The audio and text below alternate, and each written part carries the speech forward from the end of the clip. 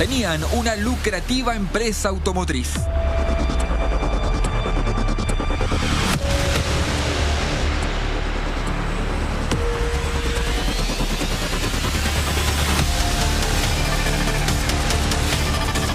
Autos de lujo que eran vendidos en diferentes regiones del país.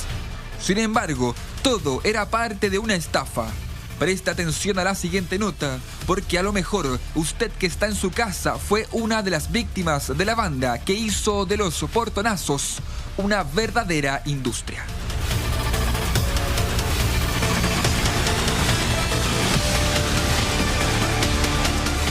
Operativo de largo aliento por parte de la Policía de Investigaciones. Año y medio analizaban a una banda criminal dedicada a la venta de autos robados. Estos vehículos son todos productos de portonazo y de encerrona. Aquí se justifica por qué entonces habían proliferado tanto delitos de robo de esta envergadura. Claro, el aumento de delitos como portonazos y encerronas tenía un motivo. La banda tenía por misión robar los vehículos y venderlos por internet a un precio menor del mercado.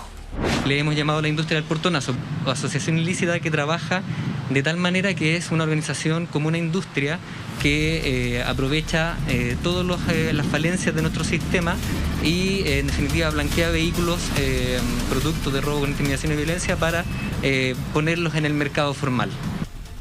Escuche bien, hasta el momento se estima que la banda robó y vendió 181 autos en diferentes regiones del país. El modo de operar parece sencillo, pero tiene toda una planificación. La organización encargaba el robo de autos a diferentes bandas. Ellas realizaban los delitos y entregaban el vehículo por una cifra muy baja de dinero. Acá comenzaba toda la operación.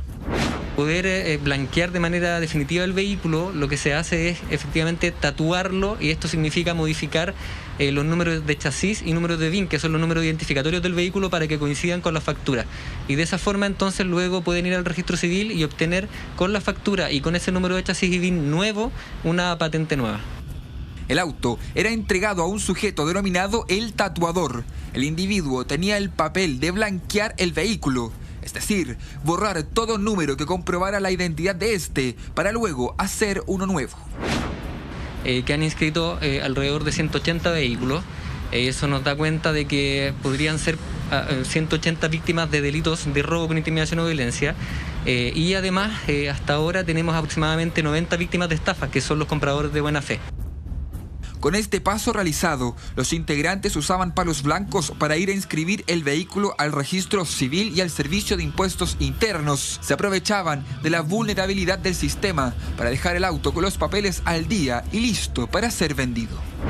Lo que hacen justamente es a través del sistema de empresas en un día, levantan sociedades que tienen nombres similares a automotoras conocidas, y de esta forma entonces generan facturas falsas ideológicamente para inscribir vehículos robados como si fueran vehículos nuevos. Para la venta se crearon 21 empresas de fantasía, principalmente automotoras. Se ha comprobado que 82 vehículos fueron comprados de buena fe. Es decir, el comprador fue estafado al adquirir el auto robado. No solamente robaba con violencia, con intimidación, provocando daños a personas, sino que también estructuró todo una especie de empresa para también engañar a otras personas que compraban vehículos robados sin saberlo. En un operativo, la PDI logró detener a 36 personas, de las que se estima hay 170 involucradas. Lo más curioso de todo es que el líder de la organización se encuentra en la cárcel. Él era uno de los poseedores de las denominadas celdas VIP. Él se encuentra privado de libertad, tiene que cumplir 2 penas de 5 años y 1 día cada una por delitos de tráfico de drogas. Se encontró durante mucho tiempo privado de libertad en Santiago y luego fue trasladado a máxima seguridad porque fue sorprendido habitando en una celda VIP en el centro penitenciario. Se han recuperado hasta la fecha 86 vehículos robados, algo así como 1.300 millones de pesos. A los sujetos detenidos se les imputan los delitos de robo con intimidación y violencia, receptación reiterada, asociación ilícita, lavado de activos y falsificación de instrumento público y privado.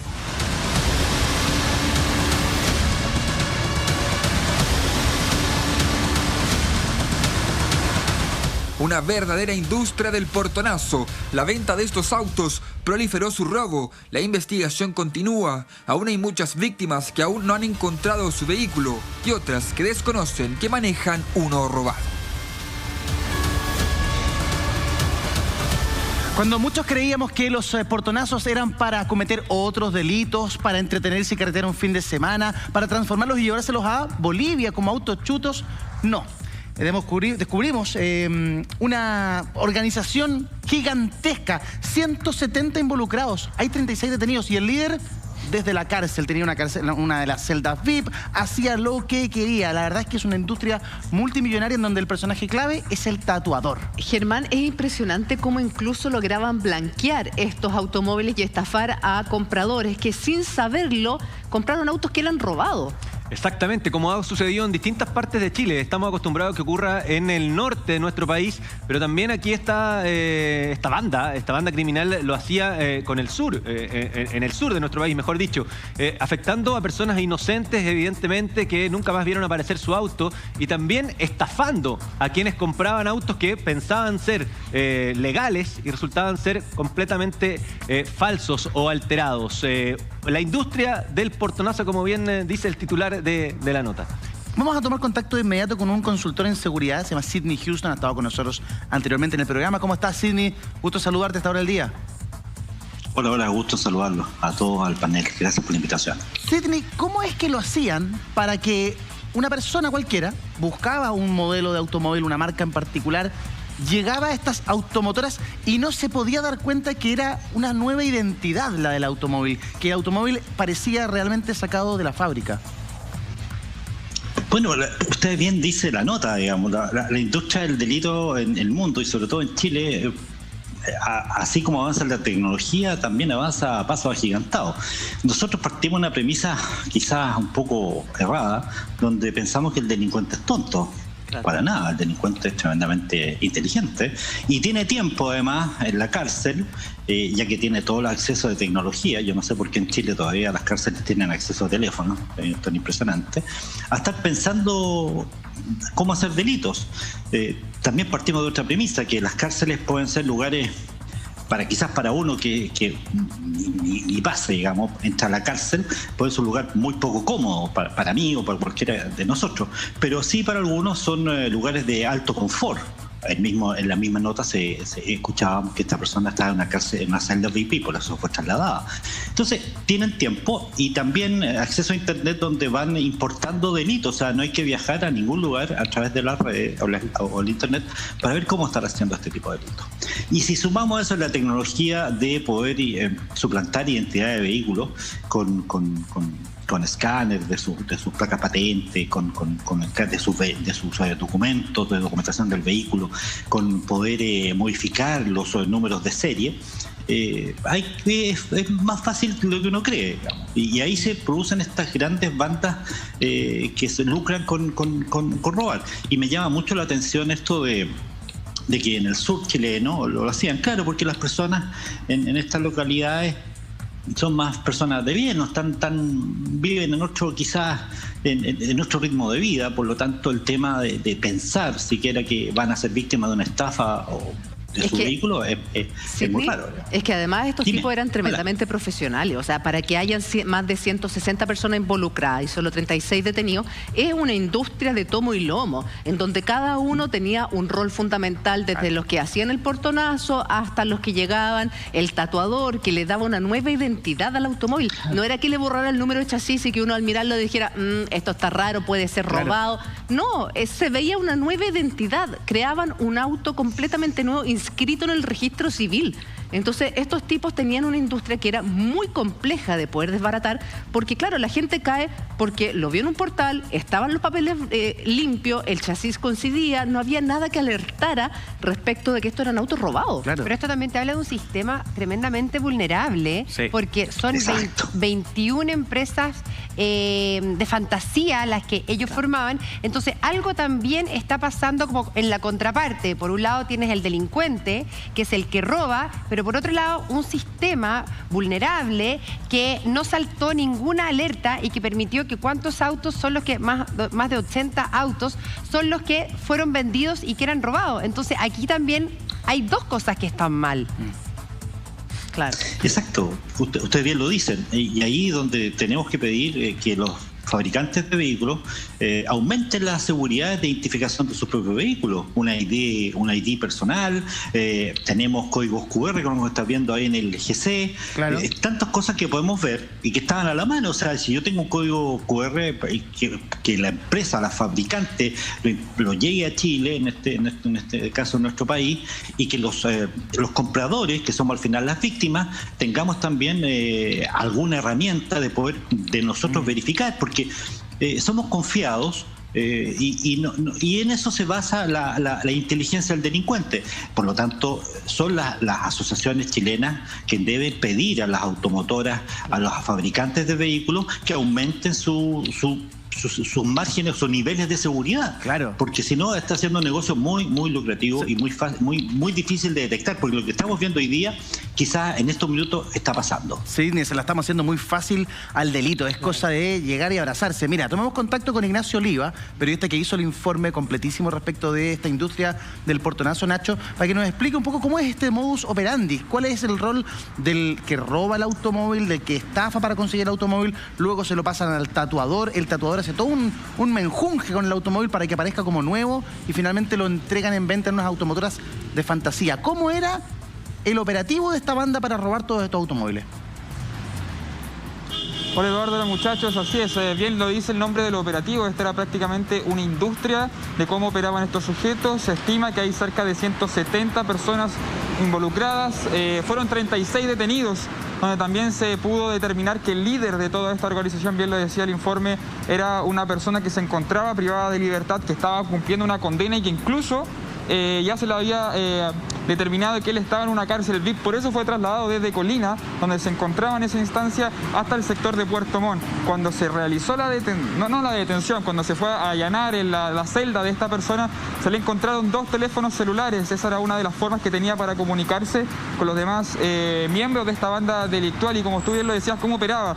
Se pedían vehículos a las bandas, de diferentes regiones, porque ojo, no solamente operaban acá en Santiago, la región metropolitana, también en el Maule, en la Araucanía y también en la región de los lagos, o sea, en varios puntos de este país donde realizaban este tipo de delitos. Ahí se realizaban estos robos, principalmente robos con violencia, portonazos, encerronas, como se ha visto en diferentes partes, y eso es también lo que mismo lo decía el director de la PDI.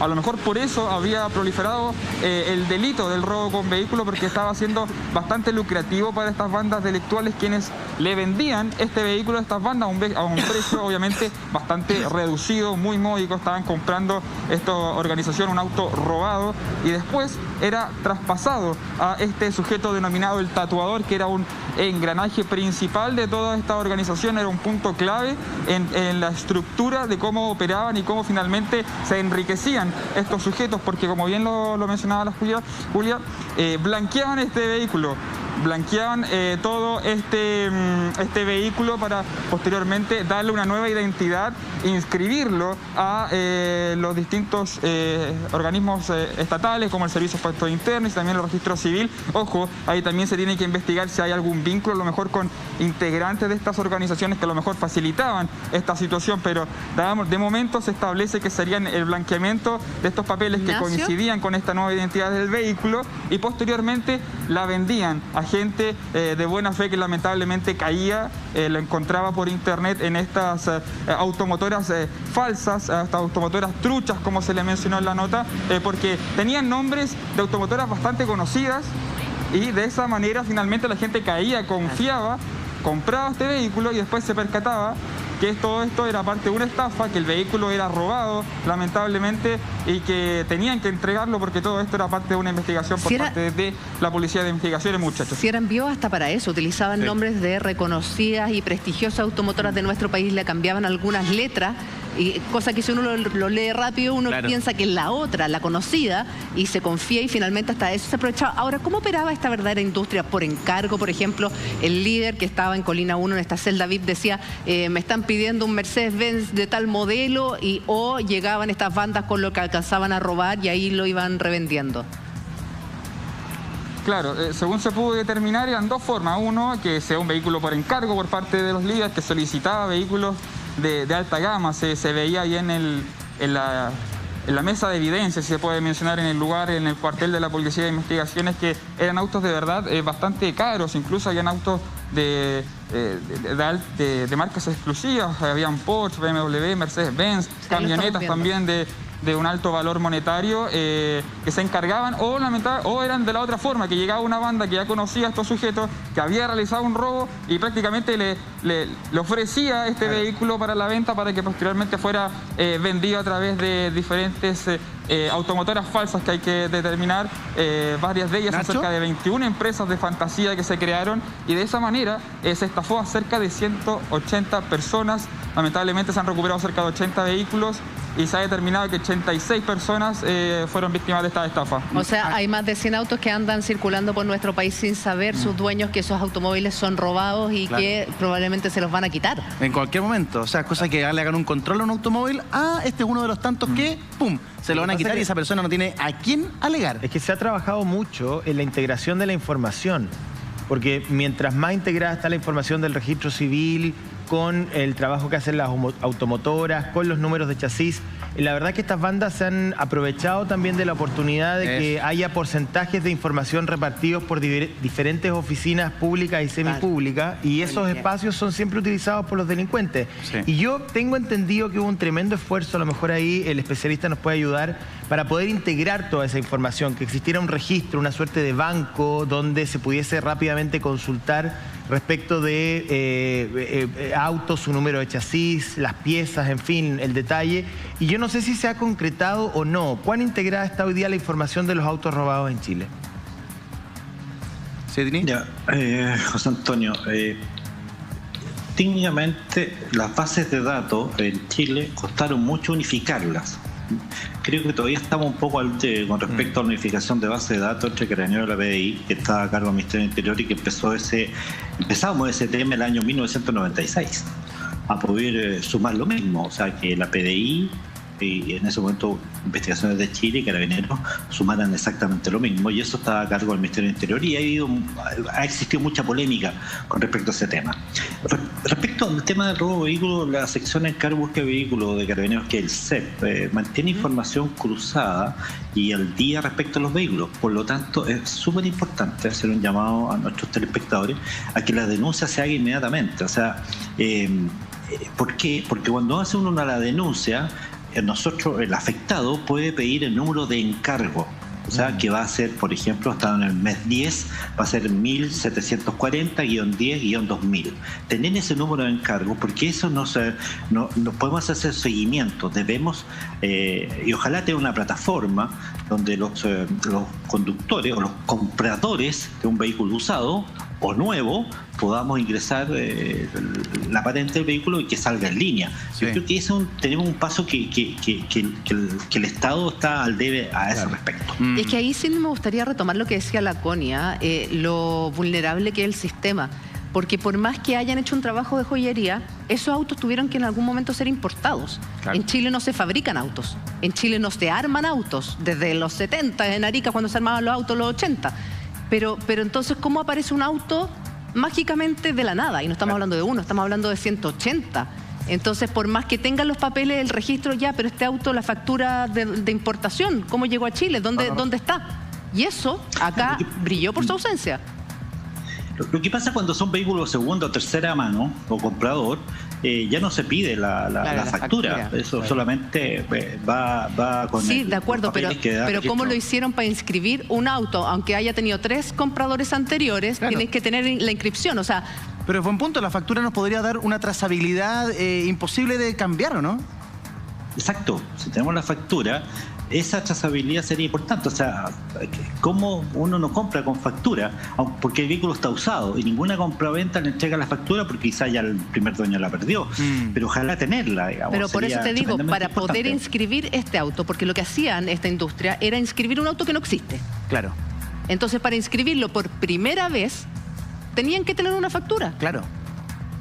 Y ahí está, como ustedes muy bien dicen, está el gran ¿Sí? trabajo que efectúa la PDI y el Ministerio Público, en este caso, Claro. porque los que están a cargo de la investigación en Chile es el Ministerio Público, para que llegue a las últimas consecuencias, si podemos estar frente a una organización ilícita con también participación de gente del Estado, en este Pero caso, es que ¿sabes personas qué? que trabajan en el Estado. Sería Disney, terrible. lo complejo de esto es que no era una banda donde eran 10 personas, sino que estamos hablando de que son 170 los involucrados y más de 80 vehículos. Entonces, y 21 empresas de fantasía que ellos formaron. Entonces, claramente te habla de que hay algo que tiene que ver con el control de las automotoras, de los lugares donde una persona común y corriente que hace un esfuerzo de toda la vida para poder comprar un buen auto.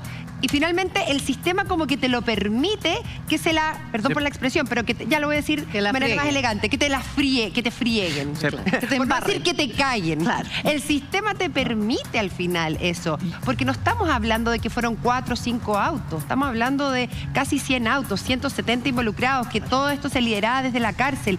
Entonces, Ahí. eso es lo que da rabia. Ojo con ese punto, Sidney, que dice la Connie. Todo esto no cae por los sistemas de control que hay en el registro civil o los sistemas de control que pueden tener las automotoras o qué sé yo. Esto caen porque entran a las celdas VIP y se dan cuenta que el líder tiene 2 teléfonos, los revisan y ahí se empieza a desmantelar todo esto. Entonces es súper precario el nivel de control que hay también, ¿no? Claro, lo que me decía hace poco rato, o sea, la industria del delito en Chile nace en la cárcel, digamos, porque ahí tenemos verdadero buffet de delincuentes, Claro. y es una realidad, y no hemos podido como Estado, no han podido el Estado poner el paralelo de los famosos, no han habido tantos